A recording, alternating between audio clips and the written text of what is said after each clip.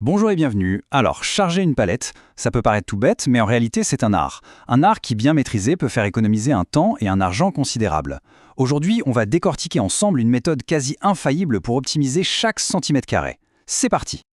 On a tous en tête cette image du Tetris géant quand on parle de palettisation. Sauf que voilà, dans ce jeu-là, il n'y a pas de lignes qui disparaissent pour nous donner des points. Non, ici, il y a juste des marchandises qui doivent arriver à destination en parfait état. Et la bonne nouvelle, c'est qu'il existe une méthode, une vraie, pour gagner la partie à tous les coups. Bon, rentrons dans le vif du sujet. Pourquoi est-ce si important de bien agencer ces cartons? Eh bien, tout simplement parce que chaque erreur d'assemblage dans ce puzzle, ça se paie. Et ça se paie en coûts de transport plus élevés, en produits abîmés et au final en clients mécontents.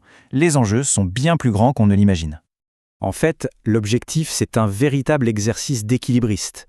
D'un côté, on veut évidemment entasser un maximum de choses pour que ça coûte moins cher à transporter, mais de l'autre, il faut que l'ensemble soit stable comme un roc pour que rien ne s'effondre au premier virage. C'est ce savant mélange entre efficacité, sécurité et économie qui va faire toute la différence. Alors, comment on résout cette équation à chaque fois? Il existe une sorte de code de triche, si on veut. Une approche super systématique qui transforme ce qui ressemble à un casse-tête en une science quasi exacte. C'est la fameuse méthode des plans types. Le cœur du réacteur, c'est le plan type. Il faut voir ça comme le plan de la première rangée de briques. C'est ce premier étage qui va dicter la solidité et la structure de tout le mur qu'on va construire par-dessus. En gros, si la base est bonne, tout le reste suivra. C'est ce qui garantit la cohérence et la solidité de A à Z. Et la méthode en elle-même, elle est d'une logique implacable. Premièrement, on collecte les infos. Taille de la palette, taille des cartons, poids, etc.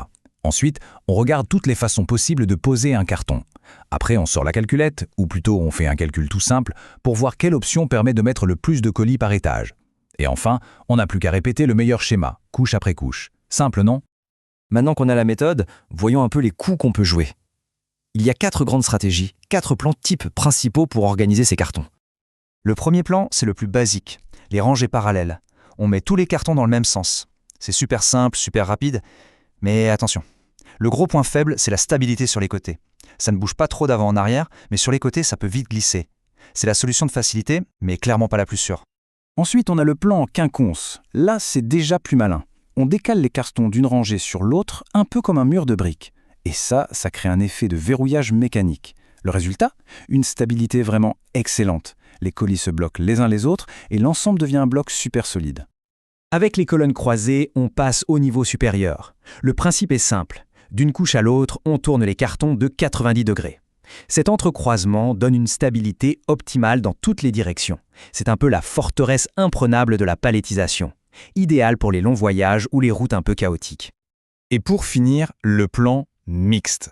Là, l'idée, c'est de combiner différentes orientations de carton sur la même couche pour combler tous les trous. L'avantage, c'est qu'on obtient le meilleur taux de remplissage possible. On utilise l'espace à 100%.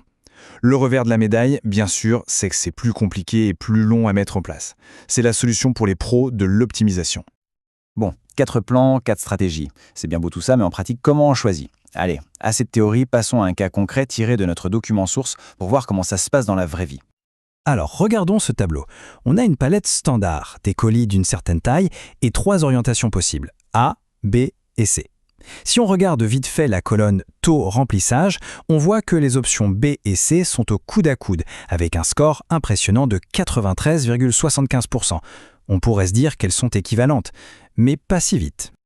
Et c'est là que le diable se cache dans les détails, parce que le taux de remplissage d'une seule couche, c'est une chose, mais ce qui compte au final, c'est combien de colis on met sur la palette entière.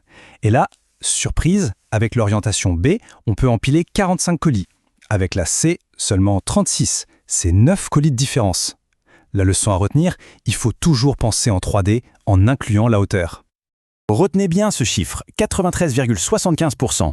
Ce n'est pas juste un pourcentage, c'est la preuve par A plus B que, quand on applique la bonne méthode, on frôle la perfection.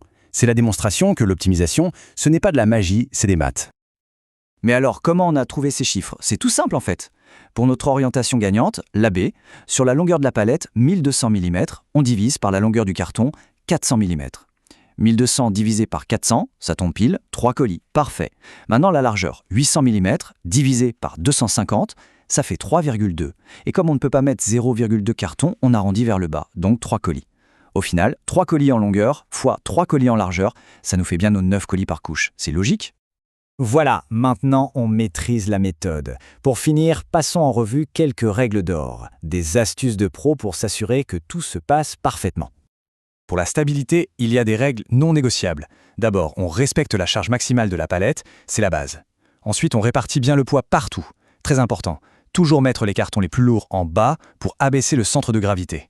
Et la règle d'or absolue, aucun carton ne doit dépasser de la palette. Une fois la palette construite, il faut la protéger pour le voyage. L'incontournable, c'est le film étirable qui va transformer la pile de carton en un seul bloc compact. On peut aussi ajouter des cornières en carton pour protéger les angles. Et bien sûr, un étiquetage clair et visible pour que tout le monde sache ce qu'il y a dedans et où ça va. Ce sont les finitions qui sauvent la mise. Cette phrase, elle résume absolument tout. La palettisation parfaite, ce n'est pas forcément celle qui a le meilleur taux de remplissage sur le papier. C'est celle qui trouve le meilleur compromis entre le remplissage, la stabilité et aussi la simplicité.